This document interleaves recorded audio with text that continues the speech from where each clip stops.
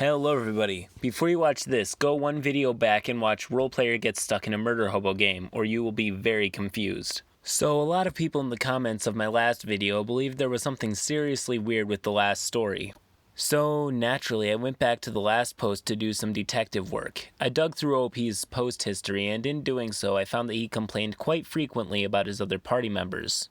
Sounds normal enough, maybe noble even, trying to get advice on how to save his group before the events of the horror story. That was very wrong.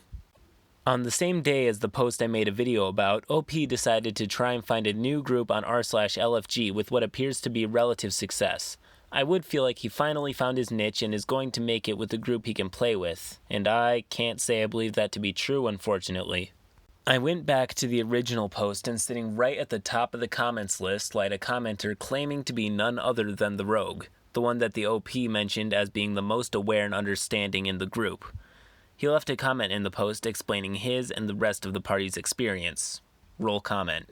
The group's Changeling Rogue here. I must say I absolutely love the title of your post. Cannot be further from the truth, but I guess you are entitled to say whatever you want. If we are to talk about being a murder hobo, are we going to ignore the fact that you sent death threats to my character? While I have not ever been mean to you in or out of game, you said in a chat that we considered canon, without indicating in any way that it was a joke, that you should definitely get the drop on my character first and then kill them, because your character thought the whole group was conspiring to kill you. After the post session in the voice chat, you said, quote, "Next time I see the Ranger, it's gonna be PvP. Back to CritCrab, he mentioned in another post saying something entirely different. In an AITA post 2 days prior, he mentions his character saying, "If I see the Ranger again, I will bring him to justice." Just an interesting tidbit that devalues very much of what the OP said in the original post, as him trying to make himself look far better than he is. Back to the original comment. While we did not want PvP at all, I explicitly stated that my rogue would not be willing to work with the Ranger anymore after the fire. But no, I did not want to kill the Ranger. His player understood where we were all coming from and decided to make changes with the DM. Also, you forget to mention all the backseat DMing you did, how interruptive you were to the other players, talking over them while you were not in the scene at all even, how aggressive you were to the DM when this whole issue was brought up, telling me how to play my rogue on multiple occasions while I had not even asked for your opinion, and how you sent the DM a long, unwanted essay on how to improve his DMing. This wasn't about the fire or the game. A lot of players find you really unpleasant to be around. I wanted this whole issue to resolve amicably, and I was the one who tried to convince the others to give you a second chance. I see I was terribly wrong in that decision. End comment. It wasn't long before the rest of the party weighed in on the matter, however.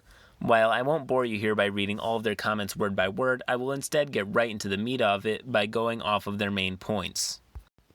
The chaotic good cleric claims to have been very much the cause of the situation, as he complained to the two other players that the OP made him want to quit playing.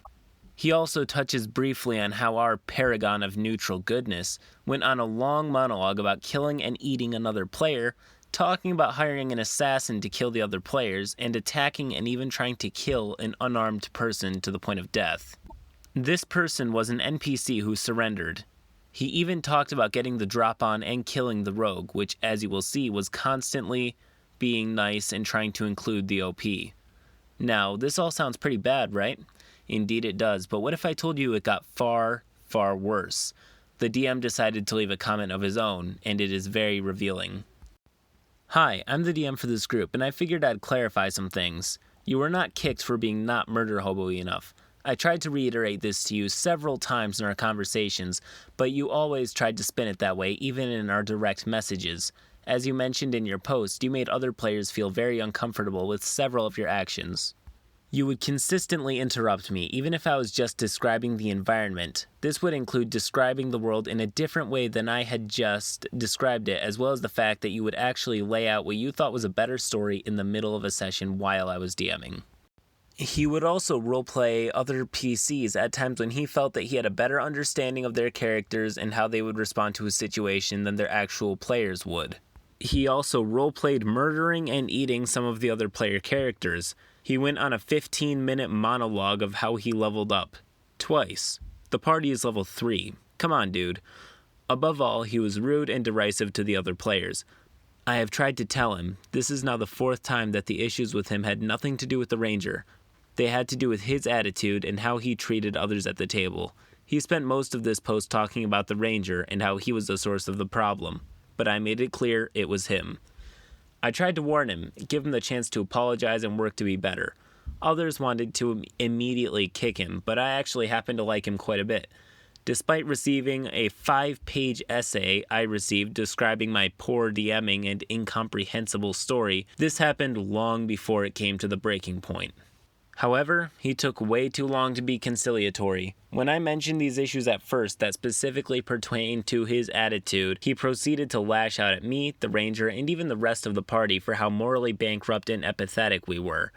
This happened over the course of 3 days, in the midst of my graduation, my looking for a graduate program, getting a job, and moving. I cannot describe how hurtful and emotionally exhausting those messages were to me as a DM and as a person. Like I said to him before, I wish him the very best in life and in his future D&D campaigns. I really, really do.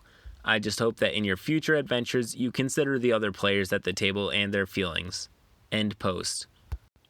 In the end, they all gathered to vote on whether or not they should kick OP, and they did. The vote to kick the OP was unanimous and was actually unrelated to the majority of the comments above, instead focusing entirely on the level of disrespect shown to the DM. The OP sent the DM rants about his poor DMing and how they didn't want to play with someone who showed no respect to the DM. Well, everybody, that was unexpected, and I doubt anything like that Reddit post has ever happened in the history of the subreddit. And I doubt it ever will be a regular occurrence, as I have serious doubts that r/rpghorrorstories would have anything that slightly resembles an active user base if both sides of the story were usually presented accurately.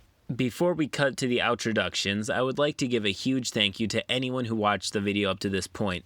It's seriously, it's you guys that are absolutely carrying my channel at this point, especially if you're one of those dudes that always leaves a like. If you are, I would personally like to knight you as a soldier in our armies against our greatest foe yet, the evil slayer of many an unsung hero known and feared by all, known only as the algorithm. Keep your sword of like smiting close, because this is far from over. Till next time.